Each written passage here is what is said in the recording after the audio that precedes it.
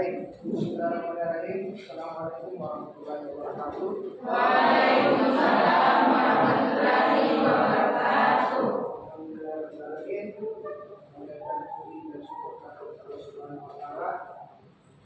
Saatnya kita bisa kembali bertemu di dalam ruangan kelas ini, karena kita memiliki kesehatan yang begitu berlimpah, sehingga kita bisa selalu melaksanakan kembali perkuliahan ya.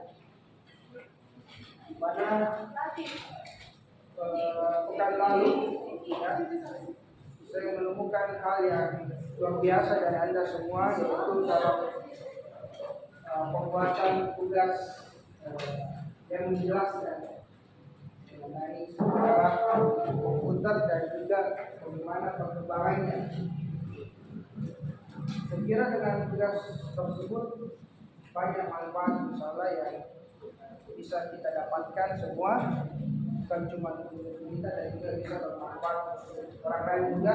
Kenapa? Karena kita sharing melalui media sosial. Dan kami perlu juga kirimkan salam dan salam kepada baginda Rasulullah Muhammad SAW. Kalau beliau sebagai teman kita dan sebagai aktivitas kita, selain kita pagi hari membuka mata sampai kembali kita tertidur dan kembali membuka mata setiap hari. Insyaallah ketika kita menjalankan apa yang beliau contohkan, apa yang menjadi sunnah, insyaallah kita pasti akan mendapatkan manfaat, baik manfaat untuk diri kita dan beliau seorang yang mendapatkan pahala Allah Subhanahu wa taala. Banyak hal-hal kecil yang beliau berikan contoh, ternyata banyak dampak yang luar biasa untuk kita kepada orang-orang yang ada di sekitar. Ya, tugas kemarin yang menjelaskan tentang mengenai sejarah komputer, saya menemukan bahwa ternyata rekan-rekan mahasiswa banyak juga yang memiliki kemampuan untuk public speaking, bisa menyampaikan suatu informasi yang sangat penting tentunya, karena banyak dari kita masyarakat yang cuma tahu menggunakannya saat ini ya, tapi tidak tahu bagaimana prosesnya sehingga bisa menjadi seperti saat ini alat yang kita gunakan, yaitu komputer. Di situ saya lihat Anda mulai menjelaskan dari awal bagaimana terciptanya komputer ya, sampai pencetusnya, sampai pencetus terciptanya komputer. Charles Babbage, ini semuanya kita tahu. Tapi kalau kalian saya jelaskan jelas, itu biasanya cuma sekedar lewat aja. Tapi karena Anda sendiri yang menjelaskan, jadi bisa diputar kembali, bisa dilihat kembali penjelasannya, jadi semuanya bisa tahu. Dan beliau dikatakan sebagai bapak komputer.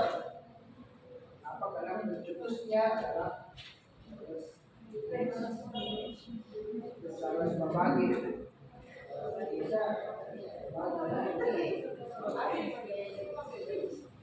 Nah, jadi saya bayangkan misalnya, artinya kita ambil hal positif ya, tentunya banyak hal positif. Misalnya kita sebagai muslim, ketika misalnya beliau itu adalah seorang muslim, bagaimana pahala jariahnya yang sangat luar biasa.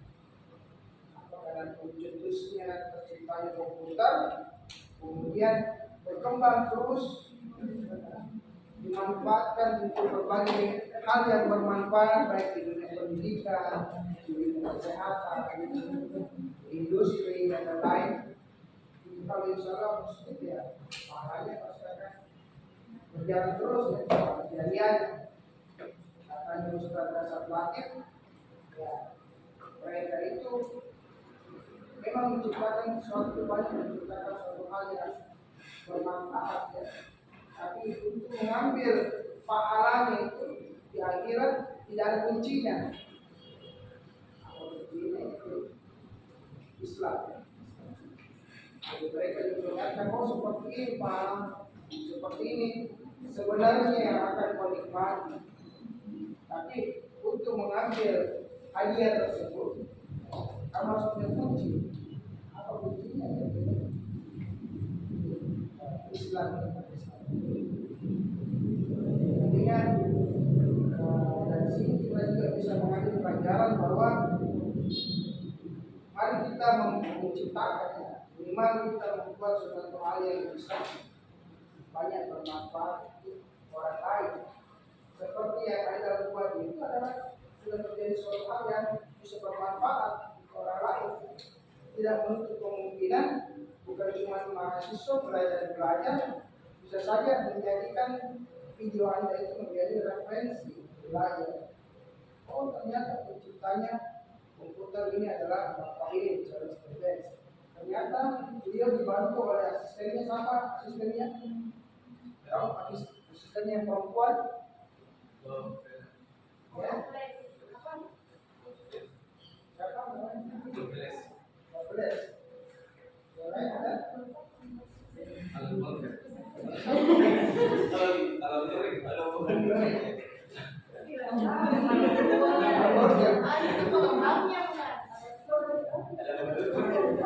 Ada juga perempuan yang yang harus suka itu juga berperan ya dalam awalnya adalah komputer. Jadi mereka-mereka ini adalah pahlawan ya, walaupun tidak tahu komputer itu kembali fungsinya sesuai dengan kebutuhan manusia. Apa kebutuhan manusia? Bisa saja hal yang positif, bisa juga hal yang negatif. Jadi komputer itu kalau dikatakan lebih hebat dari manusia, tidak. Yang hebat adalah manusianya. Tetap cinta Allah yang paling hebat. Apa karena manusia yang membuat mereka bekerja, membuat bahasa pemrograman sesuai dengan perintah daripada manusia. Komputer tidak punya empati. Kalau ya, kalau tidak, tidak. Jadi, kalau misalnya seperti pekan lalu saya sampaikan, kalau misalnya tidak ada 80 sampai 80%, kalau komputer bilang ini tidak ada 80%, perintahnya di bawah 80%, otomatis sama dengan tidak bisa ikut perintah, tidak bisa ikut perintah. Kalau kita punya empati, apa kira-kira yang menjadi untuk bisa tetap mengikuti pekerjaan. Misalnya ada tugas yang lain, ada faedah dan lain-lain. Nah, jadi kalau komputer manfaatnya untuk hal yang positif, misalnya digunakan di dunia pendidikan. Ininya bisnis sudah pasti ya. Walaupun baru-baru ini TikTok Shop tutup karena ternyata banyak merugikan para pelaku UMKM. Jadi sebenarnya bisa diprogram kembali, tapi bagaimana caranya supaya tetap para pelaku UMKM yang bisa menikmati ya. Itu kan hanya produknya barangnya langsung dari Cina, sehingga banyak membuat para pelaku UMKM jatuh ya. Kita lihat memang pasar-pasar ini sangat baik, sepi ya. Ada yang lihat sejarah di pasar segar, itu masih semua di luar fungsi dan usaha juga mulai itu kita ada komputer Sinti ya, mulai juga redup karena itu salah satu tugas pemerintah bagaimana untuk kembali membiarkan dengan membuat regulasi tersebut. Ya. Jadi regulasi di bidang teknologi sudah banyak juga diatur oleh pemerintah. Sudah banyak diatur. Nanti insya Allah akan ada kelompok yang membahas mengenai keamanan informasi. Banyak sekali sudah regulasi yang dibuat oleh pemerintah untuk melindungi para konsumen dan juga melindungi masyarakatnya daripada pemanfaatan teknologi. Sekarang kan banyak phishing. Tahu apa itu phishing? Ya.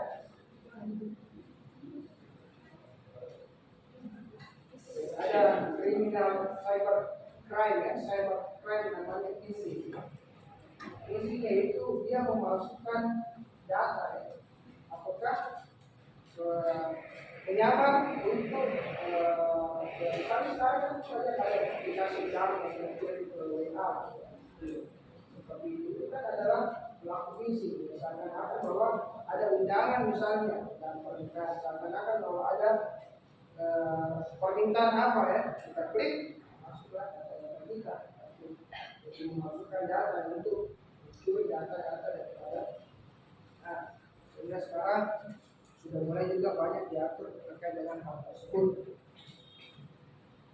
Ya, kalau kita lihat dampak dari komputer dari hal tersebut, tadi kan ada kesehatan, pendidikan, bahkan ada juga di industri ya. Tapi tentu juga ada juga hal negatifnya. Hal negatifnya salah satunya adanya para cybercrime. Bahkan komputer juga bisa digunakan untuk perang. Kalau kita lihat di perang antara Rusia dan Ukraina, Rusia itu kadang tidak perlu lagi membawa tentaranya ke Ukraina untuk Ukraina. Ini dengan menggunakan teknologi komputer mengontrol rodanya langsung bisa tepat sasaran menghancurkan daerah-daerah yang ada di Ukraina atau sebaliknya. Jadi kembali kepada kebutuhan manusia. Ya, saya kira apapun itu manusialah yang menjadi pengontrolnya, pengendalinya. Ya, alat-alat apapun itu, alat yang positif bisa menjadi negatif, yang negatif bisa menjadi positif. Contohnya misalnya spidol ini. Spidol ini fungsinya untuk apa? Menulis. Fungsinya pada hal yang positif. Tapi kalau saya pakai untuk coret-coret tembok, hal negatif. Sendal fungsinya untuk apa? Kaki, hal yang positif. Tapi kalau saya pakai lempar orang mengamen, jadi hal yang negatif. Sendal juga mengamen lempar sendal, tidak sesuai dengan kembali kepada manusia kembali ya. Ya. Jadi dengan adanya teknologi ini banyak merubah pola perilaku manusia, baik dalam hal berbagai bidang, di bisnis, di berbagai macam profesi. Nah, sekarang yang menjadi pertanyaan saya kepada Anda, mengapa kita perlu belajar komputer? Ada yang bisa memaparkan pendapatnya mengapa kita perlu belajar komputer atau minimal mengetahui kalian standar untuk komputer. Silakan. Baik, terima kasih atas kesempatannya Pak. Perkenalkan saya Frida Muska, saya menjawab pertanyaan dari Pak. Kenapa kita perlu belajar komputer? Seperti yang kita tahu bahwa sekarang sudah sangat modern di mana-mana itu menggunakan komputer, bahkan pekerjaan-pekerjaan sekarang pun banyak sekali yang sudah menggunakan teknologi ini. Nah, kita sebagai generasi muda yang ingin melanjutkan beberapa pekerjaan setelahnya, kita harus memahami komputer itu agar lebih memudahkan kita untuk melakukan pekerjaan, mungkin memberikan informasi-informasi penting yang ada dari komputer. Jadi kemampuan dasarnya itu hal-hal yang perlu diketahui dari komputer itu mungkin dari dasar-dasar komputer itu sendiri maupun aplikasi-aplikasi yang ada di dalamnya. Terima kasih. Baik sekali. Yang lain? Ya, silakan. Kenapa komputer karena komputer merupakan kebutuhan dasar di era peradaban industri seperti Microsoft yang memungkinkan difungsikan untuk mengembangkan teknologi dan informasi untuk menjangkau keseluruhan umat manusia yang ada di situ. Jadi komputer saat ini tidak bisa terlepas dengan peralatan komunikasi. Dia menjadi saudara yang sangat dekat, komputer dan peralatan komunikasi. Kalau di awal terciptanya komputer bagaimana? Apakah dia dekat dengan komunikasi atau bagaimana? Ya, gimana? Dulu kan waktu pertama kali saya sendiri itu digunakan memilih untuk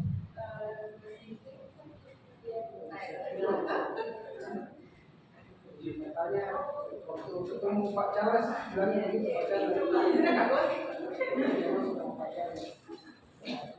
Jadi Pak Charles dia menciptakan komputer awalnya memang cuma sebagai alat hitung, perhitungan yang berat, ya, bukan 5,5 ya, tapi perhitungan yang betul-betul sulit untuk dilakukan manusia dan bisa saja dilakukan oleh manusia, tapi kemungkinan akan ada kesalahan pada saat proses perhitungan. Namun seiring perkembangan sekarang ada berapa generasi komputer? 5 generasi komputer ya.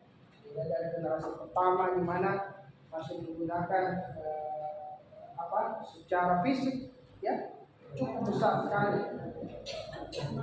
cukup besar, cukup mahal ya. Jadi secara fisik luar biasa ya. Kurang lebih mungkin sebesar ruangan ini, bahkan lebih besar daripada ruangan ini. Untuk memindahkan komputer tersebut dari satu tempat ke tempat lain itu sangat sulit. Beda dengan sekarang. Kalau sekarang kan komputernya itu ada di atas meja, ya, ada taruh di kantong, ya, di bawah-bawah. Ya. Jadi kalau misalnya Anda kembali ke zaman dulu, Anda sampaikan kalau saya komputer saya akan angkat sih. Pas orang dulu bilang seperti orang di masa depan, itu bisa diangkat karena mereka tidak menyangka bahwa komputer itu bisa seperti sekarang.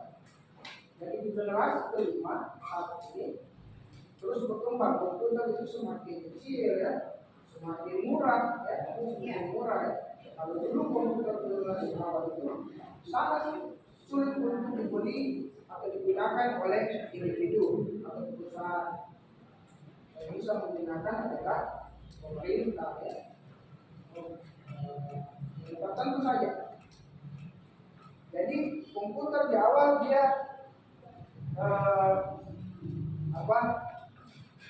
cuma bisa digunakan untuk satu orang, satu komputer dengan fisik yang begitu besar ya, digunakan untuk satu orang. Sekarang kita lihat komputer yang saya terkoneksi seperti di HP-nya anak saya dengan HP-nya ibunya itu saling terkoneksi. Anaknya kemana dia tahu. Jadi bahkan bisa mendengar percakapan anaknya. Jadi ada aplikasi berdasarkan namanya Family apa itu ya. Jadi bisa ketahuan, jadi kita bisa monitor perkembangan anak kita, perjalanan kita di luar. Ya.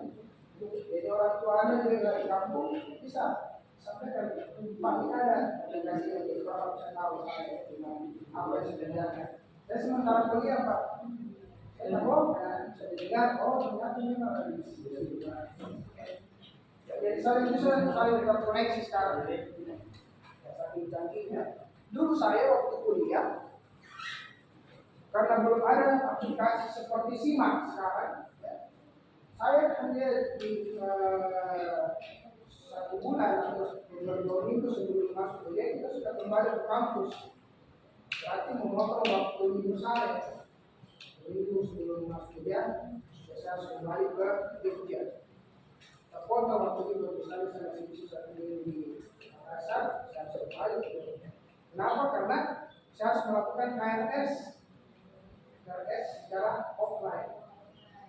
Kalau sekarang kan KRS-nya online, biar pakai HP, biar di rumah, biar mau tidur. Kalau dulu ya kita harus potong waktu, kita di kampus, setelah waktu ya. Lebih lagi antri di bank, bayar ya, waktu itu. Kalau sekarang kan bisa semua bank yang penting koneksi dengan semakin koneksi dengan kampus.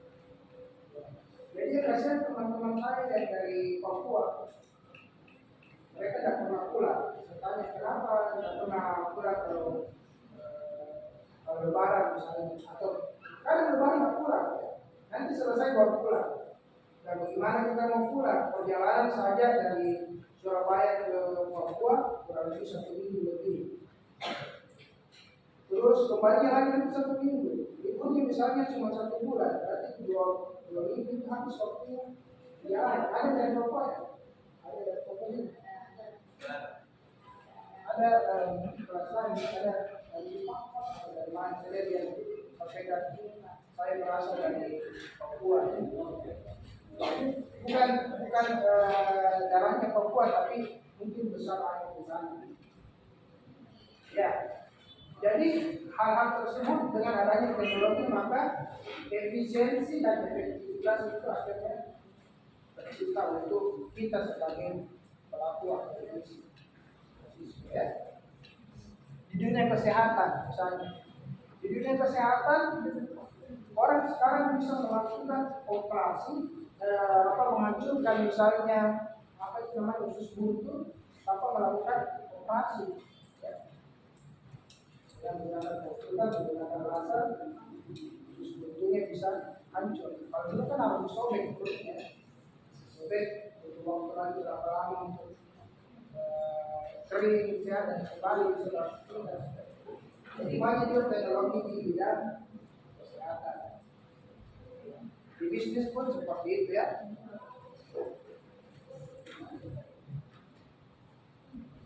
Ya, jadi tadi bahwa komputer ini menjadi standar keahlian ya. Tadi disampaikan namanya sebagai standar keahlian yang harus dimiliki oleh setiap orang saat ini, setiap kita saat ini. Tadi digunakan sampaikan bahwa kebutuhannya adalah untuk salah satunya adalah untuk melakukan pekerjaan, untuk bekerja. Ya, cuman saat ini karena kita terlalu terlena dengan smartphone Android, kita sekarang jarang menggunakan komputer. Komputer dalam artian seperti laptop, notebook ya. Kenapa saya bilang begitu? Ketika saya mengajar pengantar aplikasi komputer, itu ternyata masih banyak rekan-rekan yang tidak bisa menggunakan Microsoft Office, ada Word, ada Excel, ada PowerPoint. Bahkan menyalakan dan mematikan komputer pun mereka masih bingung. Itu karena terbiasa menggunakan gadget ya, menggunakan smartphone. Padahal di dunia kerja, peralatan seperti itu yang banyak digunakan. Bukan laptop, bukan lain. Jadi kita adalah sama juga dengan komputer. Kalau kita lihat di perkembangan komputer generasi kelima, bahkan ada mini komputer sampai mikro komputer ya. Hal yang paling kecil. Ya, jadi saran saya untuk Anda, nah ini juga menjadi banyak keluhan ketika KKP ya. Saya komunikasi dengan pembimbing lapangan. Salah satu keluhan daripada pembimbing lapangan bahwa mereka tidak bisa menggunakan komputer. Kenapa Pak? Maksudnya gimana? Mereka kadang masih kesulitan menggunakan Excel, kesulitan menggunakan Word, disuruh tulis surat, kesulitan ya. Jadi sekarang kalau memang ada yang belum begitu paham dengan hal tersebut, pelajari. Ada yang lancar, saya tanya kenapa kok bisa lancar sekali mengerti lancar ya, gunakan komputer. Apa kegiatan selain kuliah? Saya suka main game online. Dia suka main game online di online. Dia menggunakan komputer, artinya dia lancar mengerti dan chat ya. Jadi awalnya banyak. Itu jadi standar keahlian tentunya akan punya kelebihan lebih ketika Anda bisa bekerja punya kemampuan minimal menguasai Microsoft Office MS Office. Jadi di office ini banyak ya, ada untuk Word, untuk mengetik ya, menulis, ada PowerPoint untuk presentasi, ada Excel misalnya ya, untuk membuat laporan-laporan ya. Ada lagi satu itu apa sih lupa namanya, OpenOffice ya. Saya lupa namanya, dia menggunakan untuk misalnya membuat format-format seperti surat ya, surat dan lain. Bisa juga untuk membuat format untuk misalnya semacam flyer ya, artinya untuk desain. Ini kan sekarang yang digunakan. Kenapa? Karena sekarang dengan adanya teknologi maka ada pengurangan biaya-biaya ya, ada efisiensi.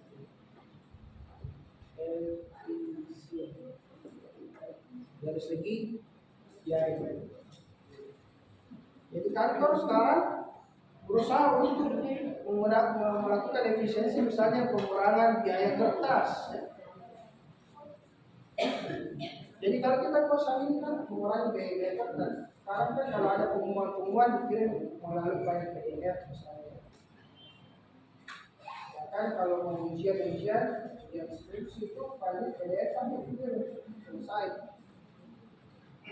Jadi misalnya ada skripsi, dari skripsi ada masih banyak juga dosen yang selalu meminta ketika revisi diperbaiki, diprint kembali. Ada juga yang tidak, karena memikirkan efisiensi dan itu sudah di era teknologi. Kita kirimkan sampai PDF-nya, kemudian dikoreksi oleh dosen, kirimkan kembali, jadi tidak ada biaya. Nah, tentunya juga ada kaitannya dengan efektivitas ya. Dari segi waktu. Ya, apa dampaknya? Nah, kalau kita lihat sekarang dampak positifnya bisa lebih produktif. Misalnya bisa lebih produktif. Kenapa? Karena informasi yang cepat ya. Jadi siapa yang tidak bisa mengikuti perkembangan teknologi, dia akan down, akan lemah. Mungkin salah satu contohnya yang bisa mengikuti perkembangan teknologi ya, kalau tadi kita lihat ini kantor pos. Kantor pos ya. Kantor pos apa? Fungsi bisnis, core bisnis aslinya apa? Untuk kirim surat. Kalau sekarang ada teknologi untuk kirim surat pakai apa? Sudah pakai email, pakai lewat chat misalnya. Ya. Kirim surat ini ada biaya kertas, ada biaya pengiriman, ada penggunaan waktu ya, waktu berapa lama ya, biasa minimal 2 hari ya, misalnya 1 sampai 2 hari. Kemudian ada lagi biaya operasional ya. Kenapa? Karena ada kendaraan yang digunakan, ada orang yang dibayar untuk mengantar. Ya. Tapi kalau email dalam 1 klik, enter masuk kirim. Itu penting. Di sini bisa saja suratnya sampai di tempat rusak misalnya, kena air ya, kotoran dan lain-lain, ini langsung sampai. Jadi apa inovasi yang dilakukan kantor pos untuk bisa mengikuti perkembangan zaman, sehingga kantor pos menambah fasilitas untuk pelayanan kepada publik. Salah satunya mungkin untuk tabungan penarikan dana tabungan pensiun ya. Jadi para pensiun yang bisa ambil uang di kantor pos. Sekarang kantor pos juga sudah bisa kirim uang ya. Kirim dan menerima uang. Ya banyak sekali pelayanan-pelayanan, bisa bayar listrik bisa ya. Ya, walaupun sekarang semakin canggih lagi, ternyata walaupun kita tidak mesti ke kantor pos, kita bisa menggunakan mobile banking dan lain-lain. Jadi itulah ya. Jadi dengan adanya perkembangan teknologi, banyak pekerjaan baru juga yang tercipta. Jadi tergantung bagaimana kreativitas kita untuk membuat suatu pekerjaan. Nah, ini paling terasa manfaat teknologi ketika terjadi pandemi. Ya, pada masa pandemi banyak orang yang tidak bisa bekerja, khususnya orang yang bekerja di kantor secara fisik ya. Kenapa? Karena kita dilarang untuk berkumpul, dilarang untuk bertemu dulu. Dampaknya banyak orang yang kehilangan pekerjaan, tapi dampak positif ya. Banyak juga orang yang punya pekerjaan baru atau pekerjaan baru tercipta.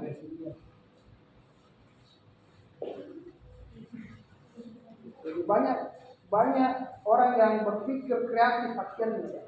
Jadi memang kadang perlu ada masalah ya, membuat kita bisa menemukan peluang-peluang.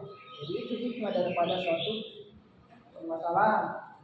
Makanya kalau ada masalah jangan dihindari tapi dihadapi.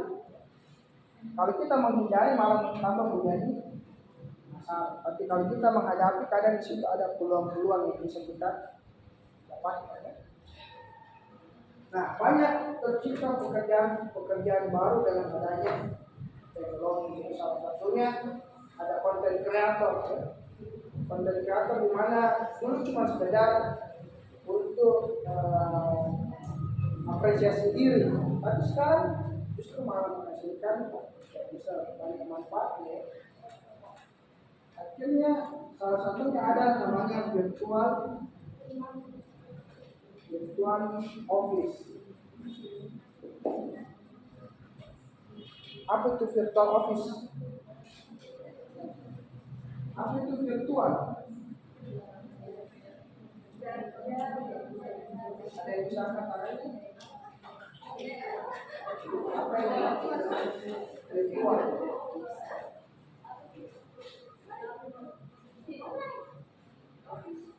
Virtual office. Kalau office itu apa? Kalau virtual? Virtual itu adalah sesuatu yang ada tapi tidak nyata. Sesuatu yang ada tapi tidak nyata ya. Seperti misalnya tren virtual. Ada teman tapi tidak nyata. Lalu teman-teman sosial media, saya banyak temanku. Di Instagramku ada misalnya 10.000, 10K. Tapi ternyata cuma teman virtual ya, yang tidak pernah ketemu malah ya. Jadi temannya ada tapi tidak nyata.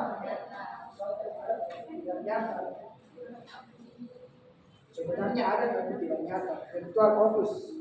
Jadi ini adalah atau bisa kita sebut kantor maya, kantor di dunia maya. Nah, jadi banyak sekali tercipta virtual office ketika adanya pandemi.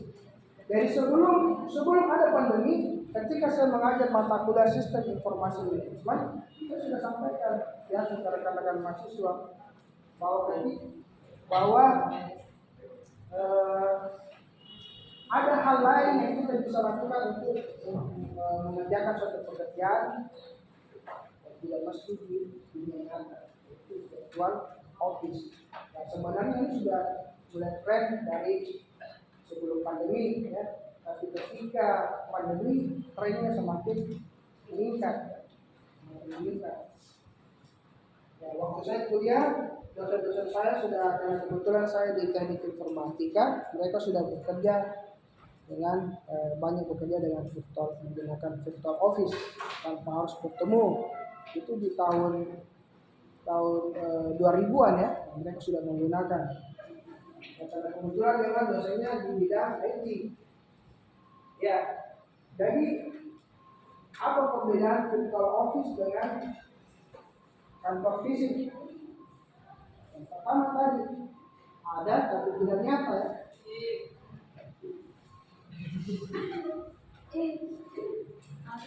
Ya. Ya, kalau anak milenial jangan disangkutkan dengan hati ya. Ada yang disenangi tapi tidak nyata. Ya. Artinya di sini dengan virtual office yang pertama tadi ada pengurangan biaya-biaya.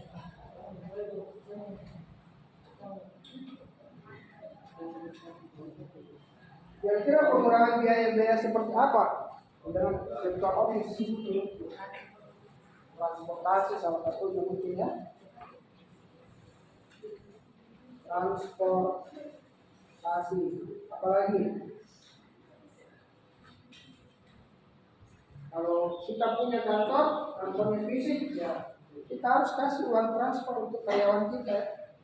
Kalau virtual office tidak mesti karena biar dia di rumah, ya biar dia masih pakai daster sudah bisa kerja. Kalau di sini minimal kita kasih seragam lah ya, kasih seragam. Berarti ada biaya lagi yang keluar ya. Tentunya di sini kita akan menghemat biaya bangunan juga ya.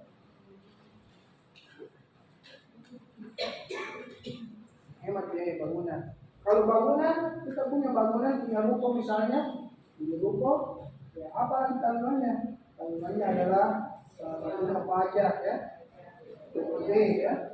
Kemudian ada biaya listrik, air, misalnya kita sewa ya,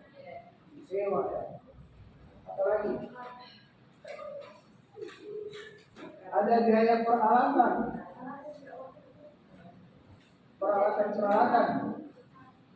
menulis, pensil, pulpen, kertas ya.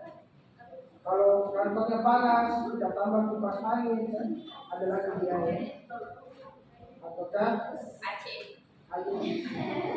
angin cepoi.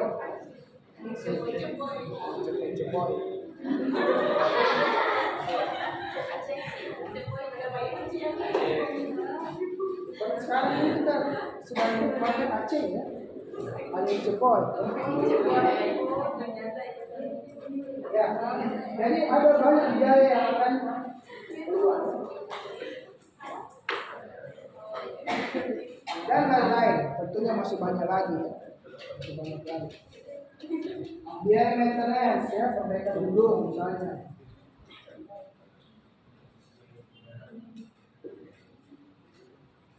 Kemudian dengan adanya virtual office juga meningkatkan produktivitas bekerja.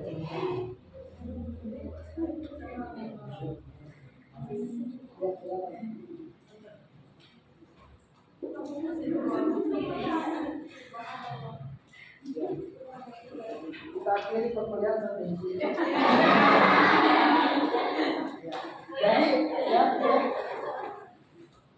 ada produktivitas dalam bekerja. Belum sempat duduk langsung diakhiri. Ya, produktivitas bekerja kenapa? Itu tadi karena lebih cepat ya. Informasi lebih cepat ya. Dalam proses pengiriman informasi bisa lebih cepat. Kemudian ketika menggunakan virtual office ada pengurangan selain biaya, ada pengurangan jadwal. Ada apa? Libur. Kalau kita bekerja di kantor secara fisik hari Sabtu dan Minggu atau Sabtu dan Ahad ya harus libur. Tapi di sini ya kapanpun dia harus bisa bekerja. Kalau misalnya kantor secara fisik terjadi banjir, tidak bisa tembus kantornya, berarti harus libur. Atau di area kantornya terjadi kerusuhan, tidak bisa bekerja, akhirnya harus libur. Tapi kalau di sini selama terkoneksi jaringan dengan baik, maka tetap bisa melakukan pekerjaannya.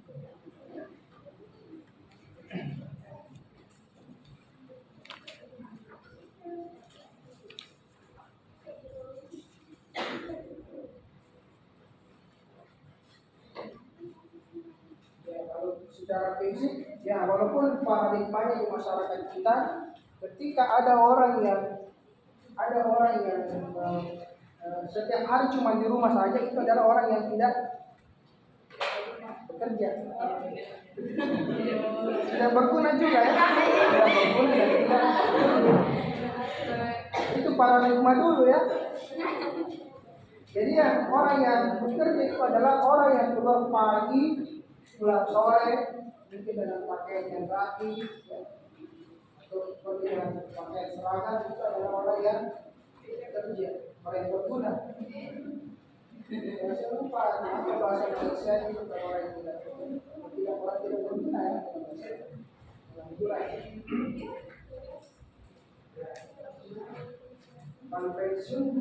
Pensiunan pada salah bahasa Malaysia lelaki tak berguna, orang tak berguna, dan coba bicara itu saya kadang-kadang tidak berguna.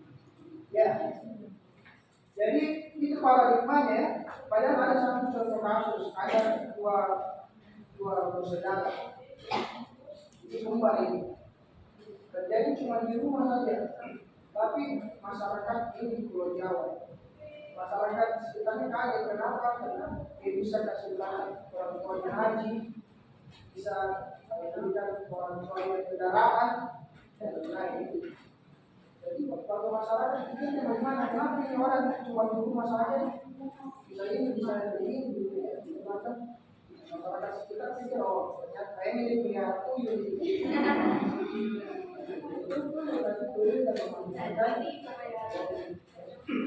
Jadi dua bersaudara ini, mereka adalah ahli IT. Kemudian apa yang mereka kerjakan itu biasanya banyak digunakan di luar negeri. Jadi bayarannya bukan pakai rupiah, pakai dolar. Dari rumah tapi penghasilannya bukan penghasilan Indonesia, penghasilan mereka menggunakan memanfaatkan virtual office. Dan dulu saya punya, saya dari Jogja, ada yang saya perempuan, tapi dia tidak pernah pergi ke kantor, tapi ada terus uangnya, biayai kita sebagai brand dan lain. Saya tanya apa kerjanya? Jadi saya akan desain dan lain. Jadi kerjanya itu terparu di kafe dan lain-lain. Dia juga desain ada lagi misalnya dari luar. Sekarang kan sudah mulai banyak juga. Ada kalau kita ada coba jalan-jalan di mall apa itu yang di Mall kita ada namanya rumah kreatif. Saya sudah sampai ke 12 bukan cuma ada di. Bisa coba jalan-jalan masuk ke dalam, lihat apa yang mereka kerjakan.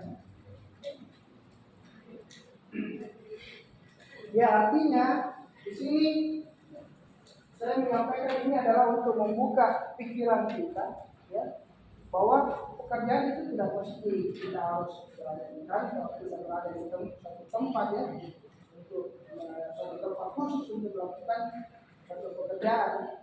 Tapi dengan memanfaatkan teknologi, sekarang kita sudah mulai bisa bekerja,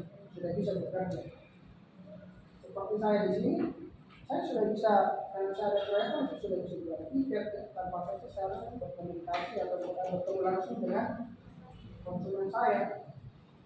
Kadang itu saya dalam perjalanan sampai di parkiran terjadi lagi transaksi. Itu dengan menggunakan teknologi komputer.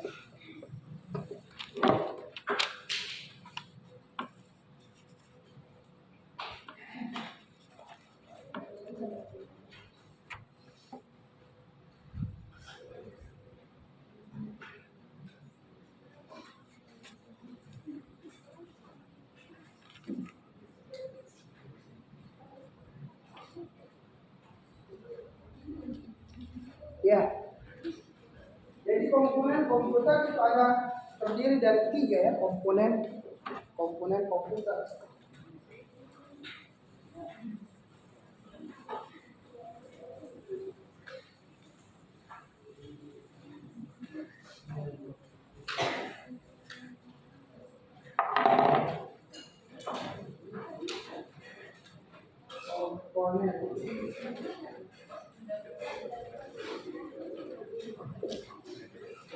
pertama ada hardware,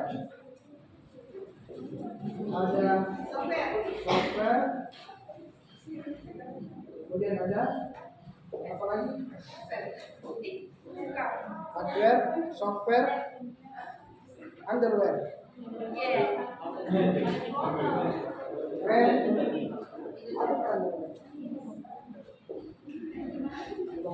Brand, wear.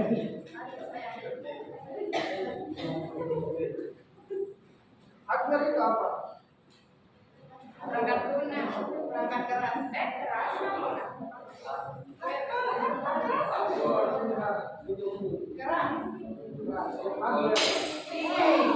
Hijau, Itu tes kekuatan produk. Hardware, perangkat keras. Kalau software, perangkat lunak. kalau brandware,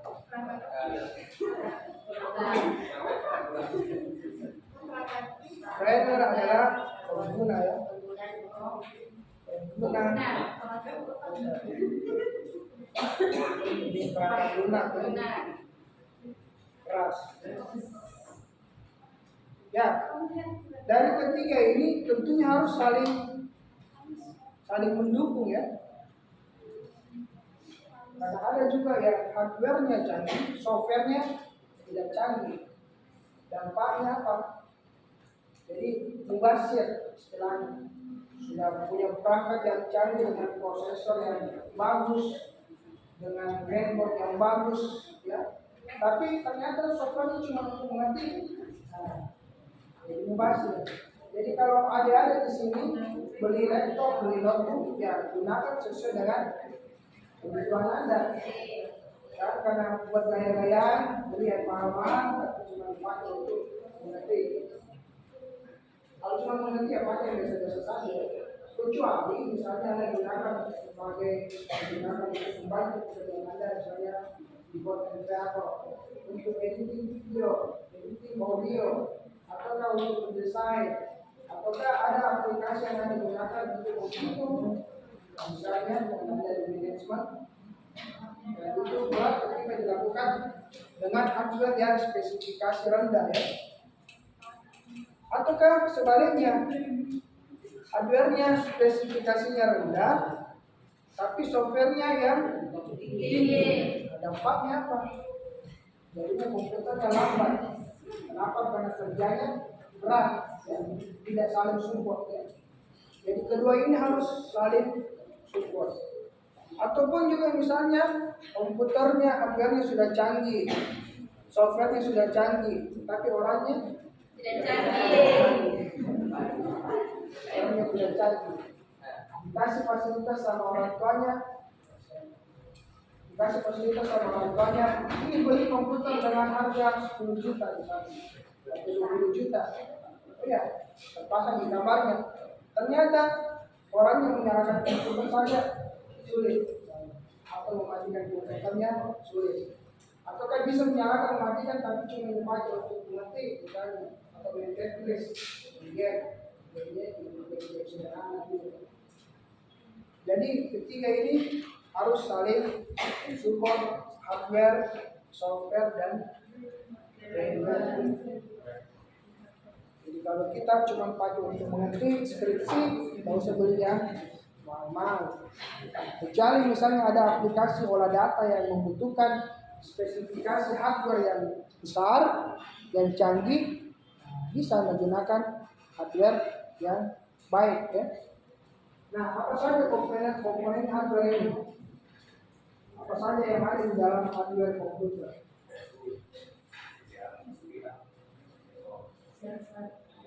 Jadi ada VGA ya. Apa itu VGA? Apa fungsinya VGA? Ya. Kartu grafis. Fungsinya untuk apa?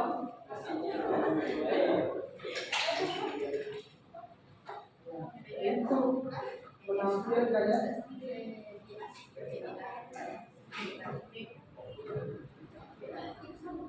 Gambar ya, terkoneksi ke monitor. Kemudian ada juga apa? Bagian Prosesor. prosesor. CPU.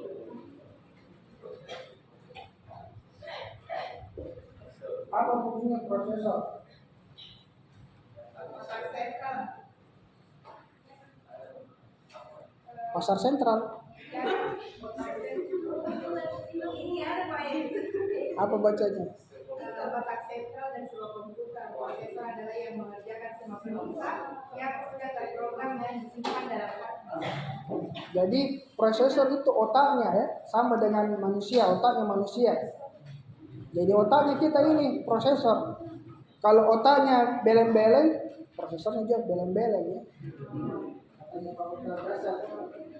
Prosesornya sama dengan otak. Apa fungsinya otak? Bertanggung jawab untuk menjalankan instruksi perangkat. Jadi dia menginstruksi, memerintahkan ya, perintah, memberi perintah kepada hardware yang lainnya ya. Jadi kan otak yang perintahkan kita untuk menggerakkan tangan kita, untuk menulis, untuk berjalan ya. Jadi kalau misalnya ada orang kena stroke ya, itu kan akhirnya tidak bisa bergerak sebelah kiri misalnya. Kenapa? Karena yang pecah adalah pembuluh darah di otak. Ada masalah dengan otaknya sehingga dia tidak bisa memerintahkan seluruh bagian tubuhnya. Jadi sama dengan prosesor. Prosesor ini adalah hal yang penting juga di dalam suatu hardware ya. Kemudian ada lagi hardware lain apa? Ada sound card. Sound card ini adalah untuk mengelola data audio ya. Dari sinyal suara. Mengelola data audio atau suara. Jadi kalau ini untuk grafik, gambar, video. Kalau di sini adalah untuk audio. Jadi kalau ada yang senang di multimedia, ya ini harus memperkuat VGA dan sound card-nya. Seperti para content creator ya, supaya lebih bagus dia mengedit, lebih cepat proses editingnya. Ya, dia harus perkuat di VGA dan di sound card. Walaupun di dalam komputer ini, ya, kalau gambarnya komputer kan, kalau kita buka komputer, kalau kita buka komputer yang CPU itu ya, ada casing ya. Ada yang pernah lihat isinya? Misalnya ini di bagian depan, ini komponennya misalnya. Kita buka sampingnya komputer. Nah di sini ada power supply. Jadi ada kipasnya di sini ya. Ini power supply.